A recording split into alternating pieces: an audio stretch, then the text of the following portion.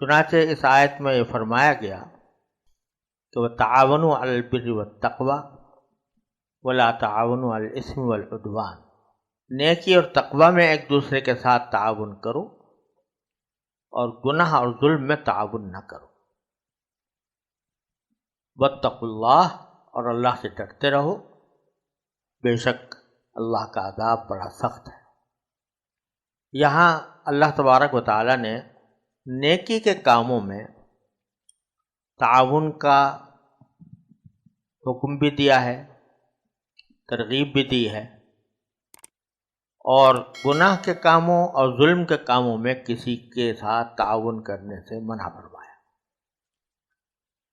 یہ بڑی اہم ہدایت ہے، کیونکہ نبی کریم سرورت عالم صلی اللہ علیہ وسلم کی تشریف آوری سے پہلے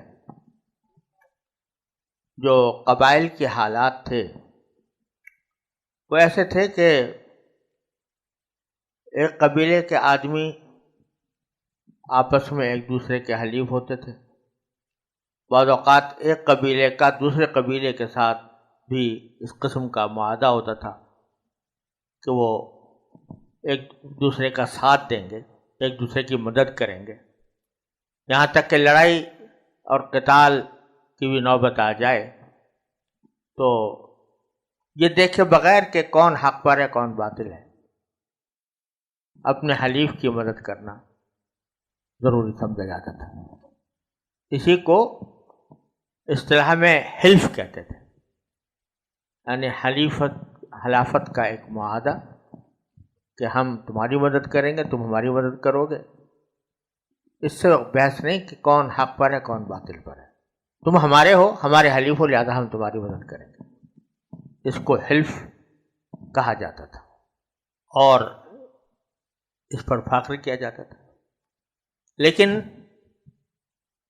نبی کریم سرورت عالم صلی اللہ علیہ وسلم کی تشریف آوری کے موقع پر اللہ تبارک و تعالیٰ نے کیونکہ حق کا بول بالا کرنا تھا تو یہ تفریق پیدا کر دی کہ اب معاملہ اپنے اور پرائے کا نہیں ہے، معاملہ حق اور باطل کا ہے۔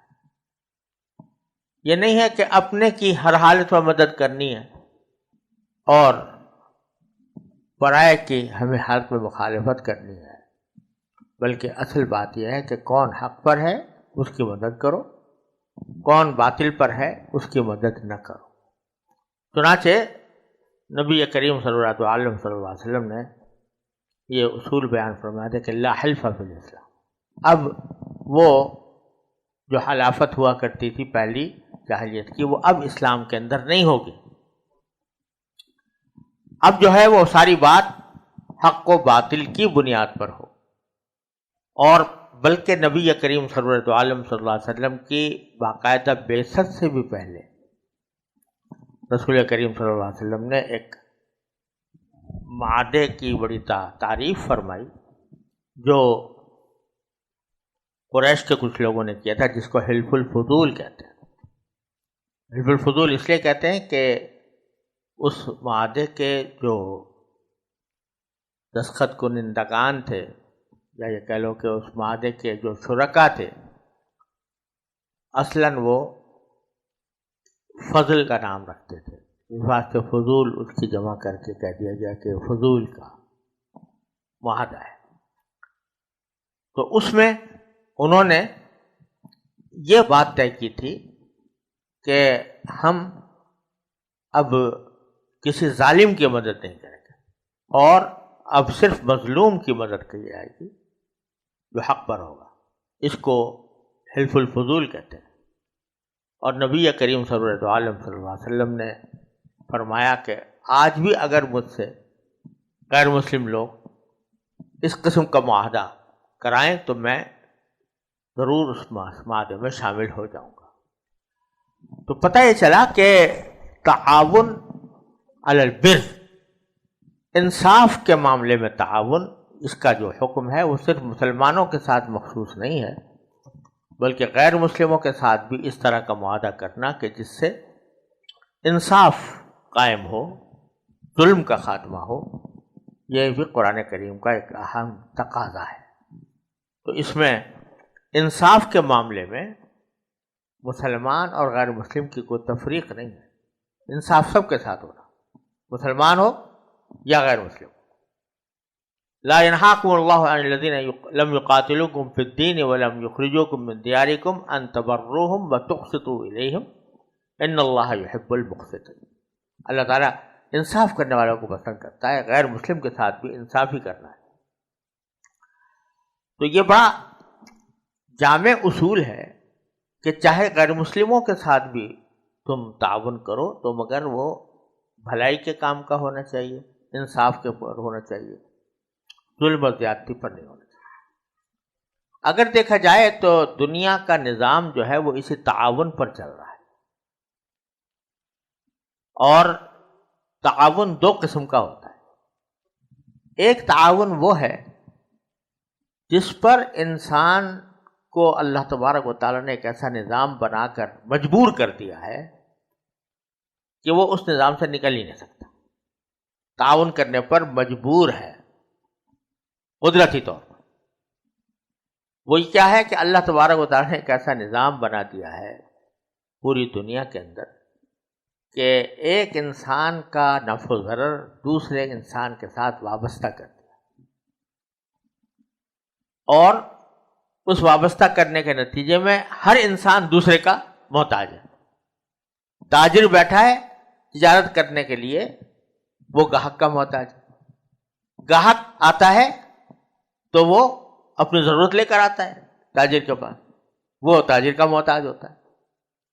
ایک عمارت بنا رہا ہے کوئی شخص تو وہ مزدور کا محتاج، اور مزدور اپنا پیٹ بھرنے کے لیے اس آدمی کا محتاج۔ تو ایسا ایک عمومی نظام اللہ تبارک و تعالیٰ نے وضع فرما دیا ہے کہ جس میں ہر شخص دوسرے کا محتاج۔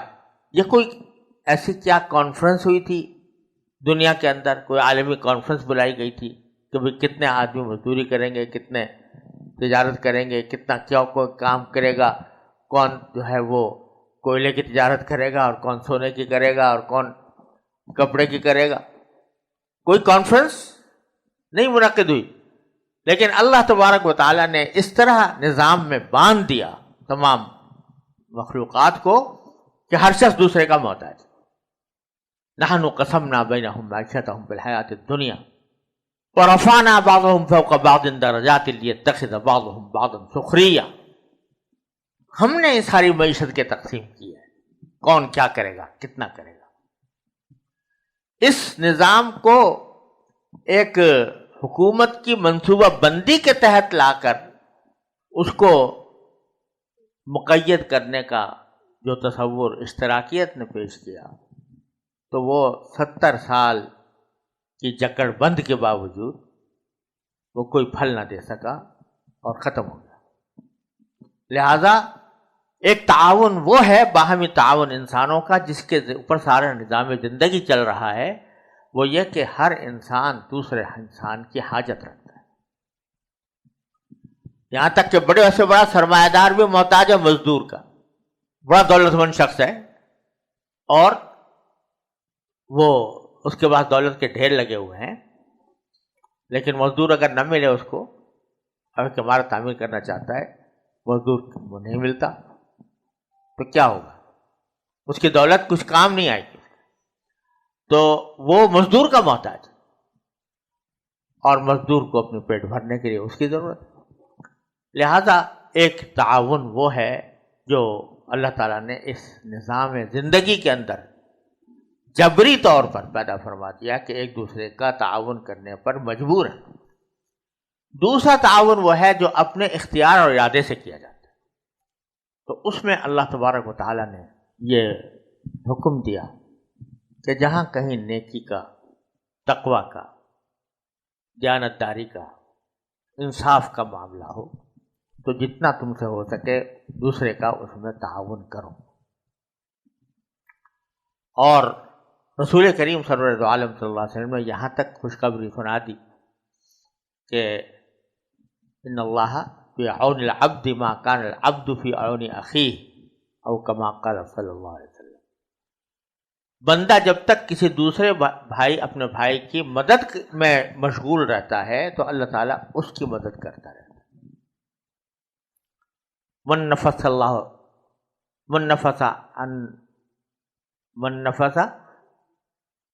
قربۃ من قرب الدنیا نفس اللہ عنہ قربۃ من قرب الآخرہ او کما قال صلی اللہ علیہ وسلم. کوئی شخص دوسرے کی بے چینی دور کرے تو اللہ تعالیٰ اس کو آخرت کی بے چینیوں سے محفوظ رکھے گا انشاءاللہ. تو یہ حکم دیا گیا ہے کہ بھائی جہاں تک ہو سکے کسی نیکی کے کام میں تعاون کرو. یہ حکم اس طرح ہے کہ یہ کسی پارٹی اور جماعت اور مسلک اور مشرب کے ساتھ مخصوص نہیں، بلکہ مطلق حکم دیا گیا کہ تعاون کرو. کیا مطلب؟ کہ جہاں بھی کوئی نیکی کا کام ہو رہا ہو، کوئی پارٹی کر رہی ہو، کوئی جماعت کر رہی ہو، کوئی مسلک والا کر رہا ہو، کوئی مشرب والا کر رہا ہو، کام نیکی کا ہے تو سمجھو تمہارا کام ہے اور تم اس کی ساتھ تعاون کرو. یہ نہیں کہ میری پارٹی کا آدمی کرے گا تو تب تو میں کروں گا تعاون، اور دوسری پارٹی کا کر رہا ہے تو نہیں کروں گا. میرے مسلک کا آدمی کر رہا ہے تو کروں گا، دوسرے مسلک کا کر رہا ہے تو نہیں کروں گا. یہ سب نفی فرما دی. تعاونوا علی البر والتقوی. تعاونوا باب تفاعل کے اندر تشارک کی خاصیت پائی جاتی ہے، جس کے معنی یہ ہے کہ ایک دوسرے کے ساتھ مدد کرنے کا اہتمام کرو. تم اس کی مدد کرو، وہ تمہاری مدد کرے. اس میں پارٹی بندی کا یا گروہ بندی کا سوال نہیں. جہاں بھی نظر آئے کہ یہ اچھا کام ہو رہا ہے تو اس کو سراہو، اس کے اندر جتنا ہو سکے تعاون کرو. اس طرح اللہ تبارک و تعالیٰ نے یہ بنیاد ڈال دی ہے کہ یہ گروہ بندیاں، فرقہ بندیاں اور پارٹی بازیاں، ان کو نظر انداز کر کے یہ دیکھو کہ نیکی کیا ہے اور تقوی کیا ہے. جو نیکی ہے اور تقوی ہے وہ کہیں سے بھی ہو رہا ہو اس کے ساتھ تعاون کرو.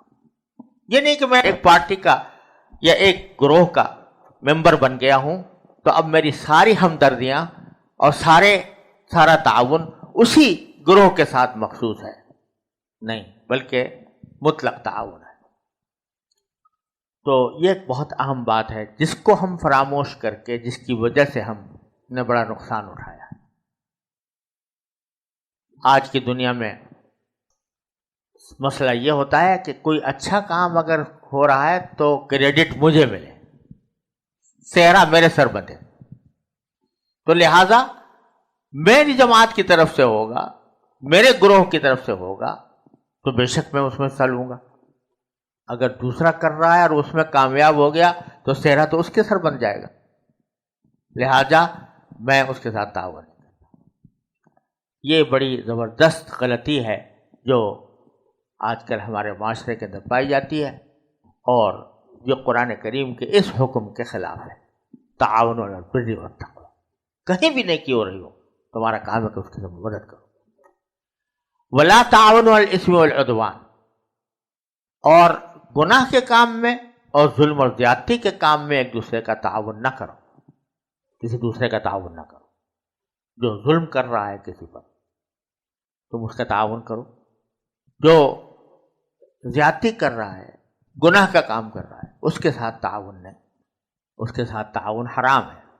اور یہ خاص طور پر اس میں بھی وہی تحزب اور تعصب اور پارٹی بندی سے بالا تر ہو کر یہ کہا گیا ہے کہ تعاون نہیں کرنا، چاہے وہ میری پارٹی کا آدمی ہو جو غلط کام کر رہا ہے تو اس میں تعاون میں نہیں کروں. یہ بڑا اہم اصول ہے.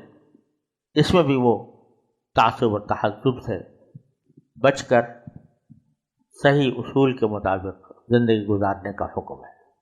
اسی وجہ سے، اس آیت کی وجہ سے وہ تمام معاملات ناجائز قرار پائے ہیں جس میں کسی گناہ میں اعانت ہوتی ہے.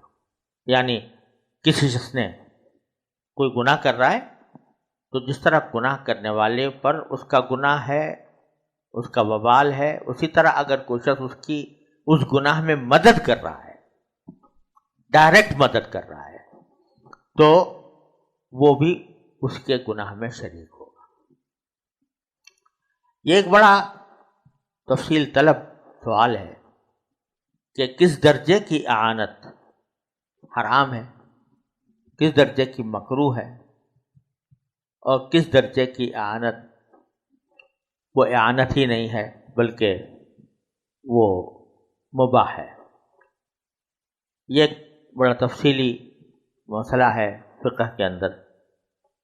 کون کون سی چیزوں کو اعانت کہا جائے گا، کن کو نہیں کہا جائے گا. میرے والد ماجد حضرت مولانا مفتی محمد شفیع صاحب رحمۃ اللہ علیہ کا اس پر ایک مستقل رسالہ جواہر الفقہ میں چھپا ہوا ہے، جس میں انہوں نے اس مسئلے کی تحقیق فرمائی ہے. اگر بہت دوربینی سے کام لیا جائے، بہت گہرائی میں جا کر دیکھا جائے، تو زندگی گزارنا مشکل ہو جائے. کیونکہ آج کی دنیا میں جہاں گناہوں کا بازار گرم ہے، اور خاص طور پر معاشی معاملات کے اندر سود کا دروازہ چوپٹ کھلا ہوا ہے، تو اگر بہت گہری نظر سے دیکھا جائے تو ہم جو یہ روپے کی کرنسی استعمال کر رہے ہیں، یہ بھی ایک طرح سے سودی نظام کی اعانت ہوئی کہ ہم اس روپے کو استعمال کر رہے ہیں جو سودی قرض کی بنیاد پر وجود میں آیا. تو اس لیے وہ اس کو استعمال کرنا، اس کو رکھنا، اس کو ڈپازٹ کرنا، یہ سب اگر دیکھا جائے تو اعانت ہے اس سودی نظام کی.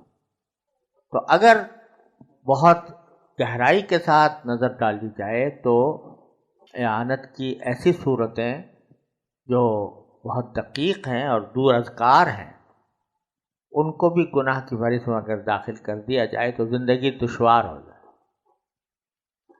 اس واسطے شریعت نے بہت گہرائی اور بہت زیادہ تدقیق اور پیچیدگی میں پڑھنے کے بجائے حکم یہ دیا ہے کہ جو چیز براہ راست اعانت ہو رہی ہو کسی گناہ کی جس میں، تو وہ نہ جائے.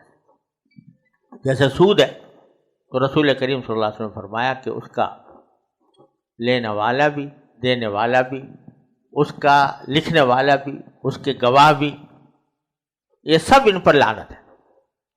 تو جو لکھ رہا ہے وہ اس معاہدے کو عمل میں لانے کے اندر تعاون کر رہا ہے، جو گواہ بن رہا ہے اس معاملے کے قانونی ثبوت فراہم کرنے میں تعاون کر رہا ہے.